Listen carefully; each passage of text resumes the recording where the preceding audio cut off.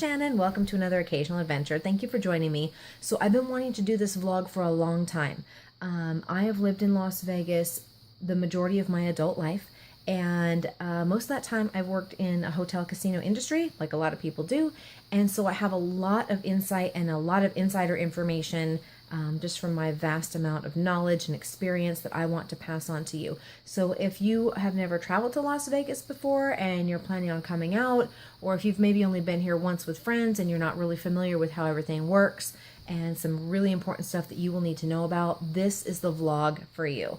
And at the end, if you have any further questions, please leave them in the comments below and I will definitely try to get back to you. Enjoy. So there's this amazing new invention. It's called the internet. Okay, that was sarcasm. Please use the internet. Use it, use it, use it. Use it as a tool because that's what it is. You need to do your research before you come to Las Vegas, first and foremost. You need to research room rates at various hotels. You need to research like the star rating because some people are very picky. You know, they want a 4 or 5 star or 4 or 5 diamond rated hotel. You've got to do your research. Do your research before you come to Vegas. Because a lot of the time room rates are really high even midweek. And the reason for that is because, well, either it's a holiday, but the main reason for that is because Las Vegas is a huge convention town. A lot of people just don't know that. You either have lots of conventions in town all at the same time, which brings in tens of thousands of people. No joke. The only time it really kind of slows down with conventions, it doesn't ever stop completely, but when it really slows down is usually during like July and August because those are the hotter months and it's summertime and a lot of people are on vacation and so forth. So a lot of companies do not do conventions during that time. And then kind of mid-December, like right before Christmas, it's kind of slow as well, but otherwise it is game on. Do not wait till the last minute. Do your research, look at the layout of the strip, look at the different reviews on the hotels. Look at what type of a room you're looking for. You can look at room rates online. As a matter of fact, a lot of the hotels have lower room rates if you book online. Ding! Let's talk about fees. Now, a lot of these hotels charge what they call a resort fee, and they add that on top of the existing room reservation. So if you're looking online, read, and read some more. You need to know what you're paying. So you might see, oh, it's a great room rate at only $100 a night, but that could be before tax. Tax on hotel rooms in Las Vegas is 12%. And then you've got the resort fees. Resort fees aren't just for nothing. They do come with inclusions, like it'll cover the fee for your Wi-Fi. It'll cover whatever the hotel says it covers. You want to read and find out.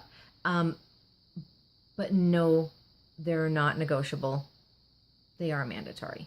So be prepared when you either book online or call to book a room reservation. You need to have that credit or debit card handy because you will be expected to pay a deposit. Oh, and make sure you find out about terms and conditions for cancellation because hotels are very strict on those policies. So there's like no negotiating. There's no bending. If they're gonna, you know, if they say to cancel within a certain amount of time, whatever it is, 24, 48, or 72 hours, you better make sure you do that. Otherwise, bye-bye money. And who wants to lose money? Well, some people do because they gamble a lot, but that's a different story. Now let's talk about restaurants. Keep in mind that if you go online or even call the reservations department trying to get a table at one of the fine dining restaurants at the last minute, it's probably not going to happen at the time that you want, okay? Just a warning. So again, in this case, book in advance. And a lot of people call and they have no idea where they want to eat. They just say, pick a restaurant. Okay, the agent on the phone cannot do that for you. There are hundreds and hundreds of restaurants on the Las Vegas Strip. All different types of cuisine, all different types of prices. Anyway, the key to all this is book in advance. So I can tell you that the busiest times, if you're looking for, not a buffet, buffet's a different anomaly. Buffets are busy all day, every day, but you're still gonna have your peak times. And so peak times for dining as far as dinner is concerned, which that's kind of what most people end up looking for, is between 7 and 9. Between 7 and 9, you are gonna be hard pressed to find a table available if you wait till the last minute. Okay, so again, we're going back to the same theme here. Look online so you can look at the menus and peruse them. The fine dining restaurants have age restrictions.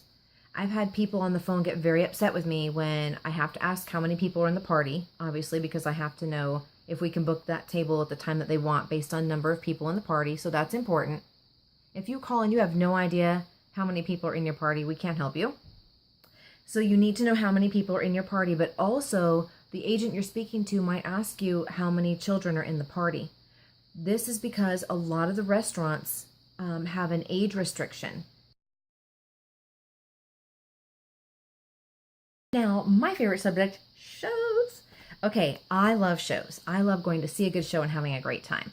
There are so many awesome shows in Las Vegas, but again, it comes back to doing your research. There's a great website out there that I highly recommend. It's called Vegas.com. And Vegas.com, when you go on that website, you can click the tab that says shows. And the shows, they have it so nicely laid out. The shows are all filtered by whatever you're looking for. So there's Cirque du Soleil, there's magic shows, there's comedy clubs, there's musical tributes, variety shows, you name it, it's there. Now, most shows have a set schedule, but of course, like everything else, life happens and sometimes the schedule changes a little bit. So, and of course, these performers sometimes take vacations. So let's take, for example, one of the more popular shows in town is O by Cirque du Soleil. Very well known, very popular. Well, every now and again, they'll deviate from their schedule and they'll have one additional day off, or they'll have one day that's somebody has bought out the showroom. Most of the shows have their schedules posted like for the entire year online. But if not, call the agents and ask. But again, it comes down to book in advance, because a lot of these shows are extremely popular and they fill up very quickly. They fill up months in advance. Okay, for these shows, there's no such thing as last minute pricing. So a few things. Book in advance to get the seat that you want or to get a good seat. Second, you always want to look online to get the layout. Google's a great place to go. If you don't want to go on the hotel website, go to Google. A couple things you'll need to know for show tickets. If you're looking at show ticket pricing online, keep in mind a lot of the things are going to say rates starting from. Of course, that means it's going to give you the base price only, no tax, no service fees included, just the base price on the lowest price ticket in the theater. Don't forget, there's 9% live entertainment tax added to show tickets in Las Vegas, and then there's a service fee.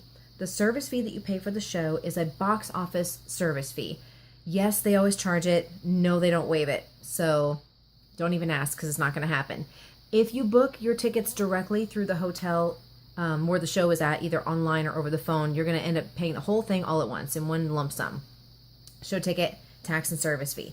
Keep in mind, though, if you're booking through a third party, make sure you're reading the fine print. Like if you booked show tickets through Vegas.com, before you press OK and give them your money, make sure you're reading the fine print and the terms and conditions, because a lot of those third-party companies will charge you the ticket price, like their ticket price, their discounted ticket price, and the tax on it, but they won't charge you the service fee. They leave that up to the box office to charge you when you come to pick up your tickets. So just make sure that there's no unpleasant surprises, and make sure you know about that before you make the purchase.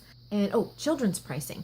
Now, for a lot of the shows, there's only a few shows in town that are labeled as family friendly, where they'll accept ages 0 and up.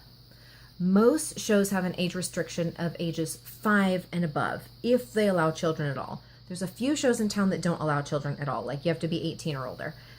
So just make sure you're aware of that before you book the tickets. If you're booking online, read the terms and conditions.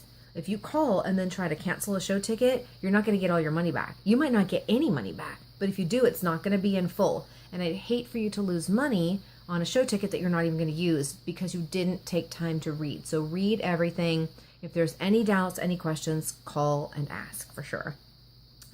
Now, some of the shows offer children's prices, but it's only going to be if they, not all of them, but some of them offer children's prices. And when they do, it's only on specific price categories. So let's talk about bargains. Who doesn't love a good bargain? I love a good bargain. I love saving money. But what you need to know is that because Las Vegas is such like a corporate structure, you can't call up and just start haggling the price with an agent over the phone. It just doesn't work that way.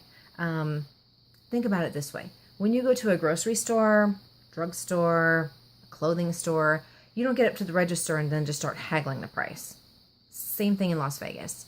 Room rates, and show ticket rates and prices for dining are all non-negotiable. These are preset prices, and the way it works is there's a whole team of people that's hired at each hotel or each corporation, and that's their job. Their sole focus is to decide what are the prices going to be. Are they going to fluctuate, and if so, when? And they preset the prices, and they are non-negotiable. So, I mean, you again, let's all say the word together. Where do I want you to look? I want you to look where? Online. Use the internet. It's a tool.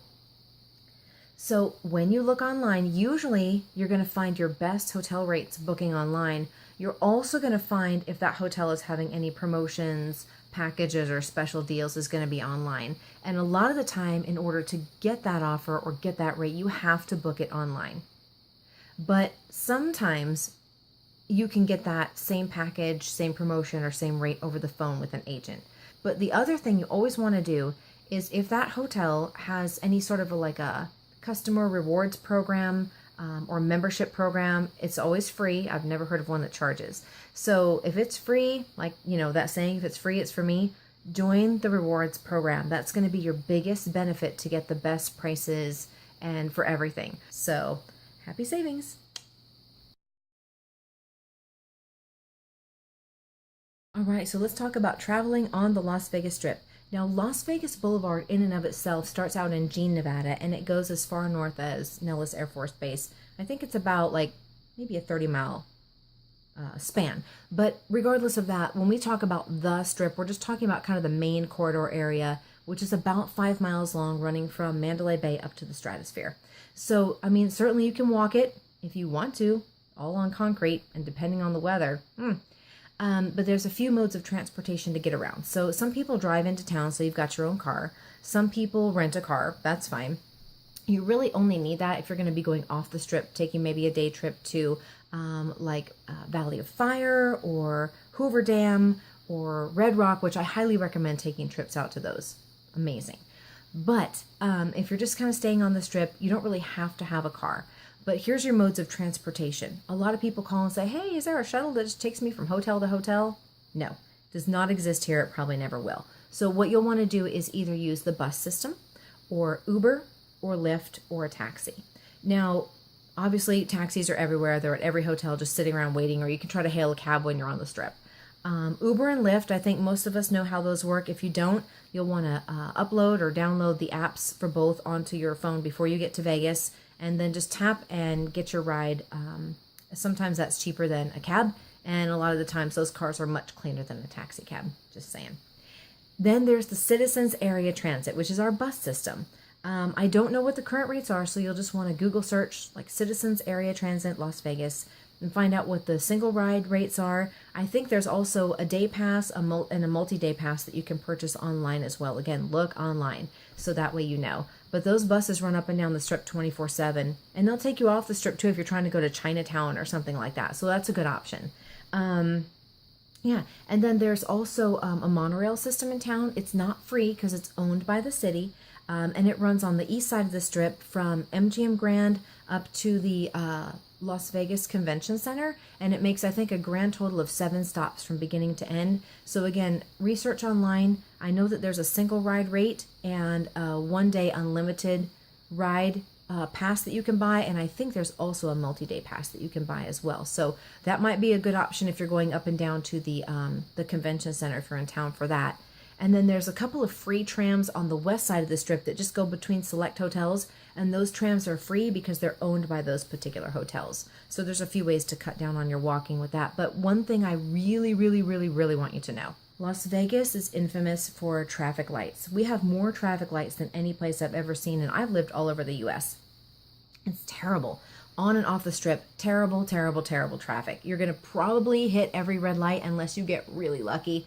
And you're probably going to sit through at least 2, if not 3 or 4 light cycles before you get through to the next red light. So one thing, a word of caution, all the time I have people call me and say, oh my gosh, I'm going to be late for my dinner reservation, or oh, I'm going to be late for the show. There's no need to be late if you give yourself exponentially large amounts of additional time, way more than you think you're going to need. for traveling from place to place on the Strip, because it's just awful, awful traffic always. So get there early, leave extra early. That's my word of caution.